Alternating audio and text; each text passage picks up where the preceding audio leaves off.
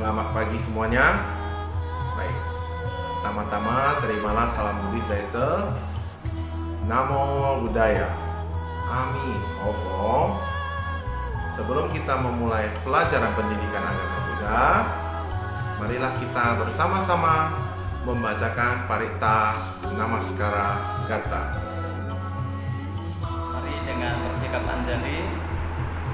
Terpujilah Buddha, terpujilah Dharma, terpujilah Sangha. Arahang sama sambuddho bhagava Buddhang bhagavantang abhiwademi. Swakato bhagavata dhammo dhammam namasami. Supatipanno bhagavato sawaka sangho sangham namami. Tiada perlindungan lain bagiku, Buddhalah pelindungku yang mulia. Tiada perlindungan lain bagiku, Dharmalah pelindungku yang mulia. Tiada perlindungan lain bagiku, Sanghalah pelindungku yang mulia. Berkat kebenaran pernyataan ini, semoga kita semua berkembang di dalam ajaran Buddha.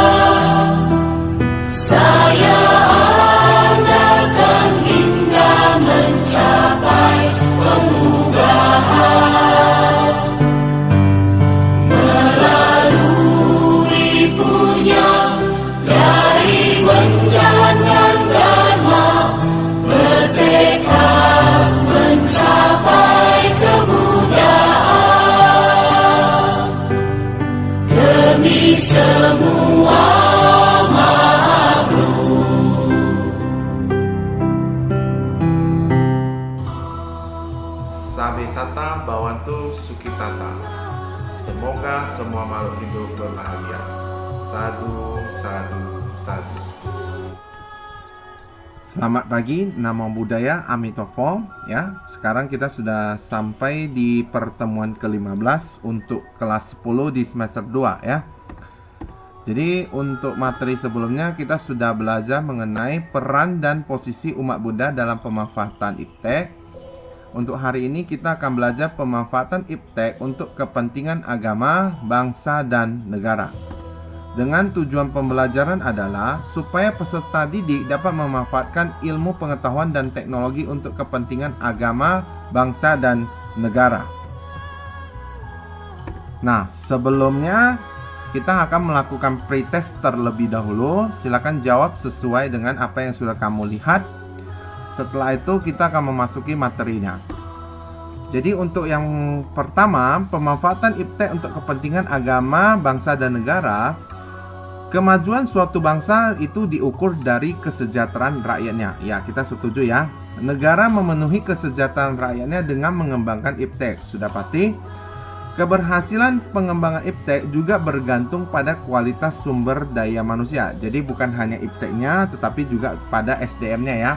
Nah, kemudian untuk meningkatkan kualitas SDM, negara memberikan fasilitas berupa pendanaan untuk melakukan penelitian-penelitian. Artinya, dengan dana tadi setelah dilakukan penelitian diharapkan dapat menemukan atau memberikan ide yang berguna untuk kemajuan iptek. Paham ya?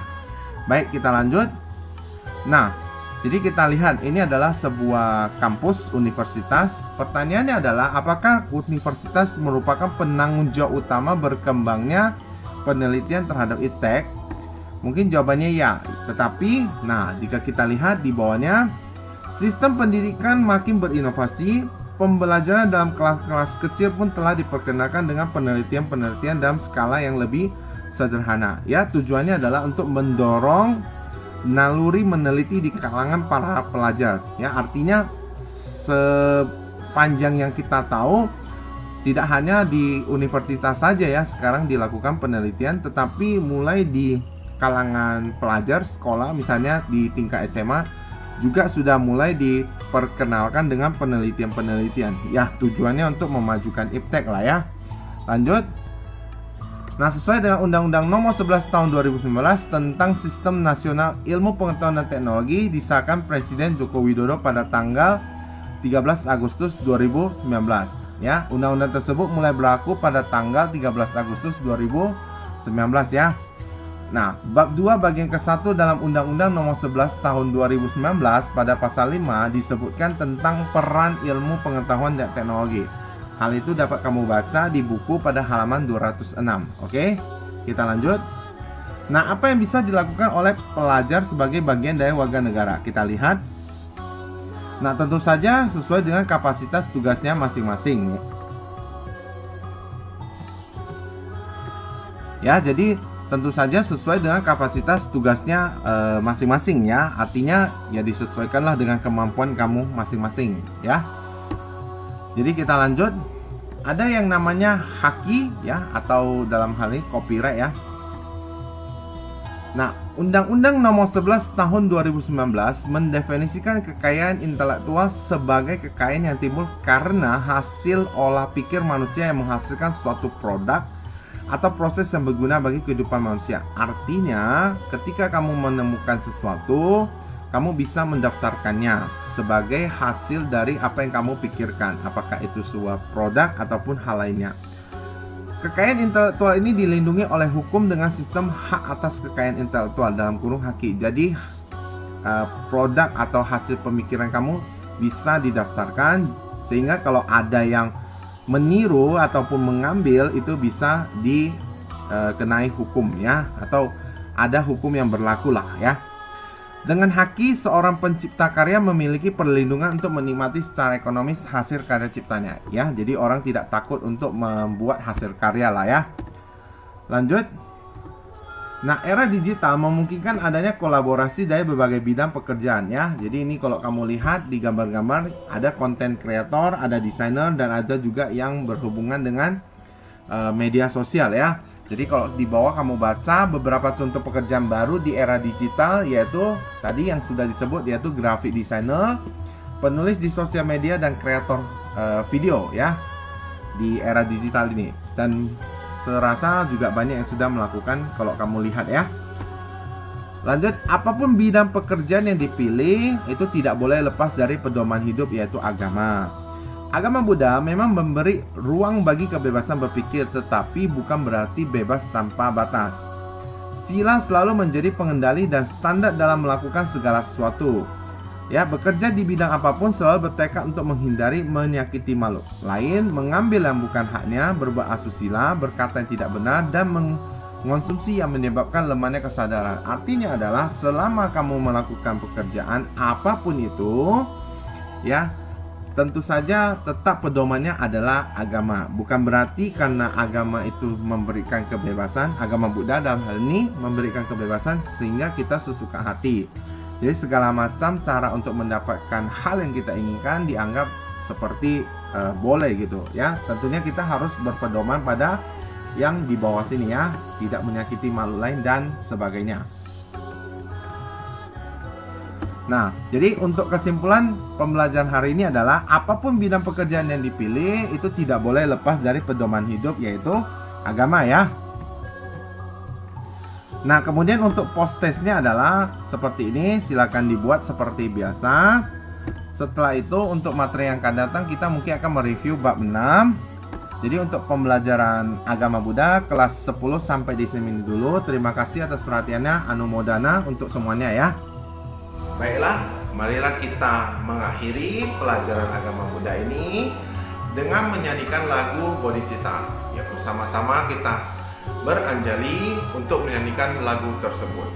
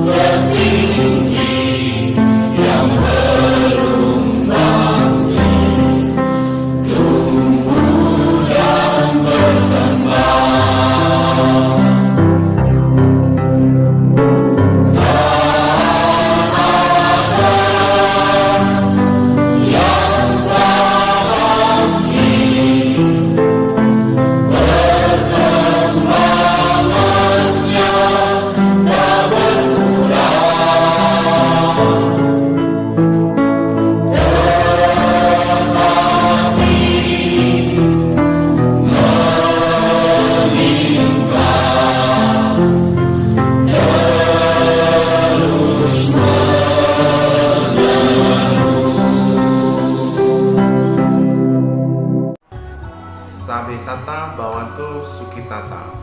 Semoga semua makhluk hidup berbahagia. Sadu, sadu, sadu.